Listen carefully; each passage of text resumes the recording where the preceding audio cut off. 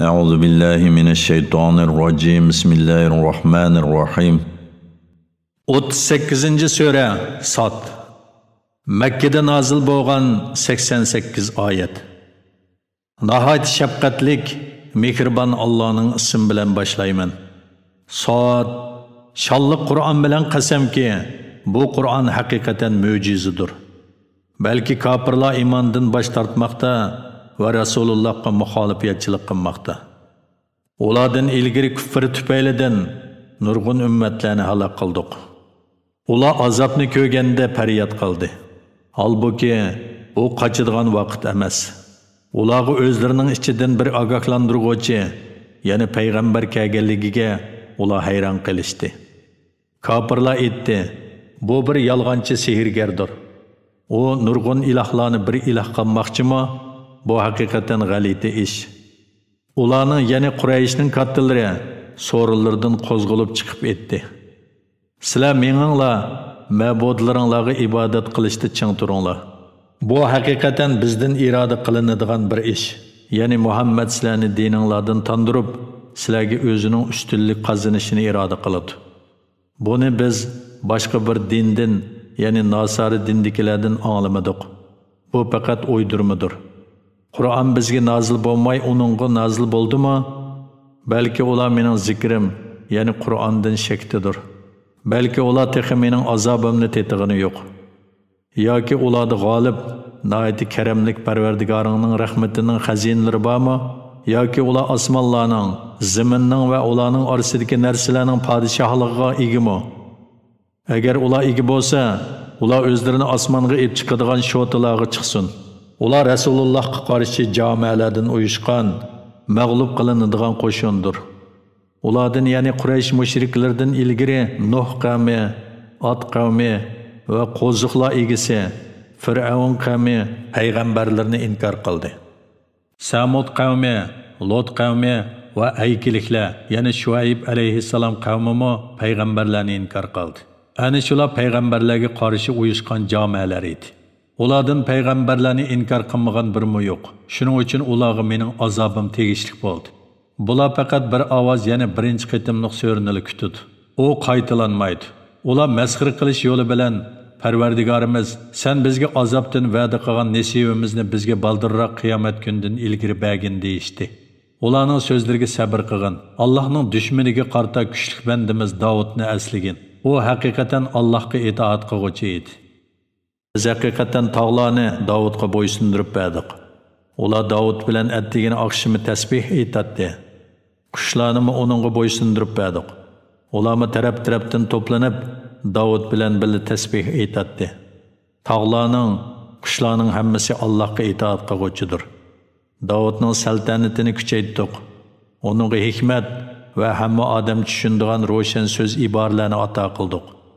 Ey Muhammad, da'vo qiluvchilarning qissasi senga yetdimi?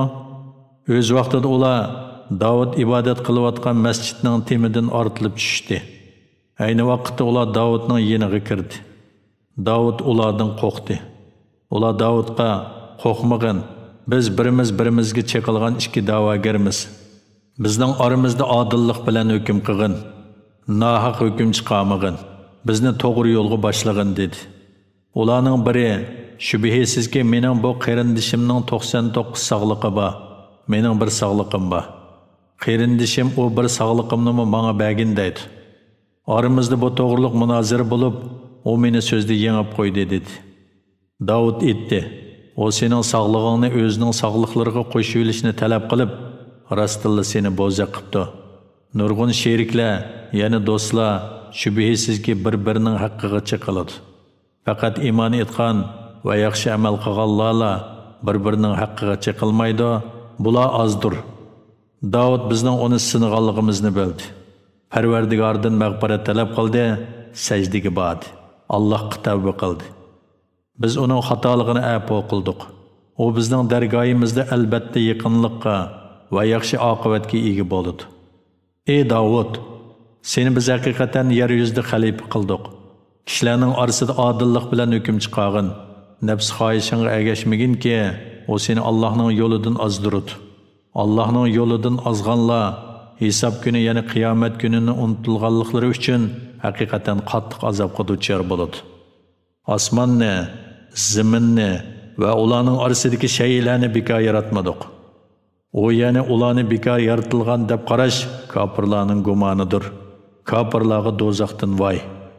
Iymon etgan va yaxshi amallarni qilganlarni yer yuzida buzg'unchilik qilganlar bilan o'xshash qilamdiq yoki taqvodorlarni fojirlarga o'xshash qilamdiq.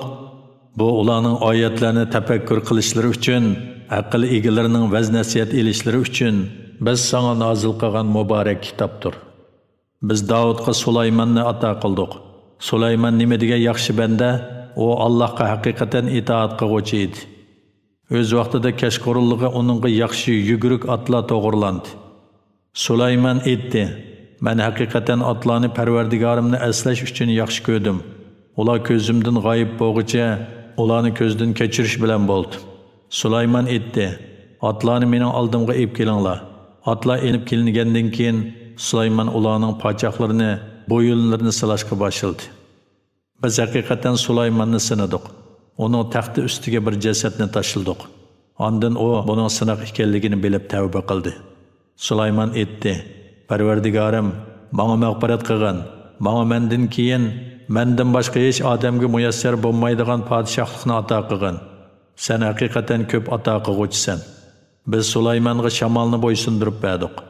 Shamol Sulaymonning buyrug'i bo'yicha u xohlagan tarafga larzon mang'atdi. Hamda uningga katta binolarni salalaydigan qurg'uvchi va dengizlarga cho'kib unchi marjonlarni ilib chiqa oladigan g'avvas shaytonlarni bo'ysundirib berdik. Yana nurg'un shaytonlarga ishkal silingandir. Biz Sulaymonga aytdikki, bu bizning sana bergan keng atoyimiz. Uningdan sen xohlagan kishiga bergin yoki bermagin, bu vaqtda sendan hisob elinmaydi. U bizning dargoyimizda haqiqatan yaqinlikqa va yaxshi oqibatga ega bo'ladi. Bandimiz Ayyubni aslagin. U o'z vaqtida Parvardigoriga iltijo qilib, shayton haqiqatan menga jafo mushaqqat va azob yetkazdi deb nido qildi. Uningga putung bilan yerni tepkin dedik. U puti bilan yerni tepivdi, suzuk bir buloq etilib chiqdi. Biz uningga bu yuyunsimi bo'ladigan, issimi bo'ladigan so'g'uq sudur dedik. Biz uning kesal vaqtida ofatga uchrab yo'q bo'lgan ahli avlodini yangidan berdik. Ular bilan birga bir barobar ortiq berdik. Bu bizning nozil qilgan rahmatimizdir. Aql egalari uchun vaz nasihatdir. Uningga qo'ling bilan bir bog'lam cho'pni elib, uning bilan ayolingni urg'in, qasimingni buzmag'in dedik. Biz Ayyubni haqiqatan savrchan bayqudik. O nima degan obdon banda, haqiqatan u Allohga tavba bilan yuzlanguvchidir. İbadetli kuchlik, dinda basratlik bandalarimiz İbrahim, İshaq va Yaqubni aslagin. Ularni biz pok xislatlik, oxiratni aslab turadigan samimiy kishilar qildik. Ular bizning dargoyimizda haqiqatan alayda tanlangan kishilardir. Haqiqatan yaxshi kishilardir. İsmoilni, İlyasani va Zulfikilni aslagin. Ularning hammasi yaxshilardandir. Bu vaz nasihatdir.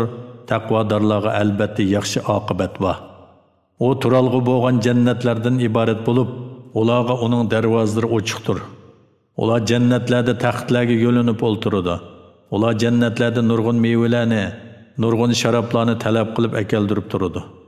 Ularning yonlarida erlardan g'ayriga ko'z sanmaydigan yosh qurami o'xshash juftlar bo'ladi. Bu sizlarga qiyomat kunida va'da qilingan ne'matdir. Bu haqiqatan bizning oyatlarimizdirki, u hargiz tugamaydi. Bu haqiqatdir. Kofirlarning oxirati bo'ladigan joyi haqiqatan eng yomon joydir. U jahannamdir. Ular jahannamga kirdi, u nima degan yomon joy. Bu kuydirgichi qizziq sudir, qon yeringdir. Ular buni tetsin. Ya'ni ularga mushu qildiki boshqa turlik azoblar bor. Agashguvchilari bilan do'zaxga kirgan chaqda agashtirguvchilarga aytiladi: "Bu jamoa sizlar bilan birga kirguvchidir." Agashtirguvchilar aytadi: "Ular qarshi ilinmaydi, ular cho'qim bizga o'xshash azobni tetug'uchidir." Agashguvchilar aytadi: "Balki sizlar qarshi ilinmaysizlar. Sizlar azobni bizga elib keldinglar, ya'ni bizni ozdirib do'zaxga kirishimizga sababchi bo'ldinglar. Bu nima degan yomon joy." Ular ya'ni agashguvchilar: "Parvardigorimiz, bizga bu azobni ib kelgan odamga do'zax azobini ikkasi ziyoda qilgan deydi. Ular yana kofirlarning katta boshlari aytadi. Biz dunyodagi chaqda yomonlardan hisoblaydigan odamlarni, ya'ni mu'minlarni do'zaxda ko'rmaymiz-ku. Ularni biz dunyodagi chaqda masxir qilatdik-ku, yoki ulardan ko'zda eg'ib ketdimi? Ya'ni ular do'zaxda biz bilan birga tursimi ko'rmayotamdiq. Ahli do'zaxning bu ravishda o'zaro janjallashishi cho'qimdir. Ey Muhammad, Makka kofirlarga aytqinki, men faqat bir ogohlantiruvchiman. G'olib bir Allohdan boshqa hech iloh yo'qdir. O Allah osmonlarning, zaminning va ularning orasidagi shaylarning parvardigoridir. G'olibdir, o'zi xohlagan bandalarni nihoyat mag'firat qilguvchidir. Ularga aytqinki, u cho'ng xabardir. Sizlar uningdan yuz o'raysizlar. Farishtalar Odam alayhissalom to'g'risida munozirlashayotgan chaqda men ularning ahvolini bilmaydim.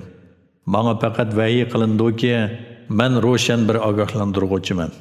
O'z vaqtida Parvardigoring farishtalarga aytdi: "Men haqiqatan loydan bir odam yarataman, uni men ravurus yaratgan va uningga jon kirgizgan vaqtimda uningga sajda qilinglar." Farishtalarning biri muqammay hammasi Odam alayhissalomga sajda qildi. Faqat iblislar bo'yin tovliq qildi, u kofirlardan bo'lib ketdi. Allah aytdi: "Ey iblis, men o'z qo'lim bilan yaratgan insonga sajda qilishdan sana nima to'sqinlik qildi?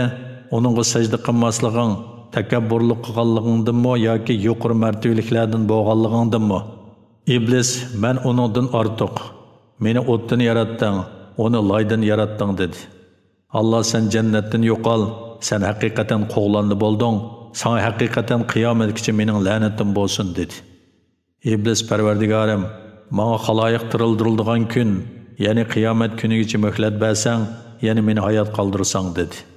Allah: "Jazman sana ma'lum vaqtgacha muhlat beriladi" dedi. Iblis aytdi: "Izziting bilan qasamki, ularning hammasini cho'qim ozdiraman. Ulardan faqat tanlangan bandalaringlar buningdan mustasno."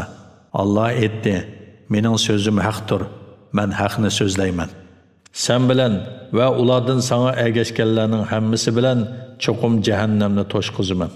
Aytqinki, Allah tarafidan kelgan vahiyni tabliq qilganligimga sizlardan hech haq talab qilmayman.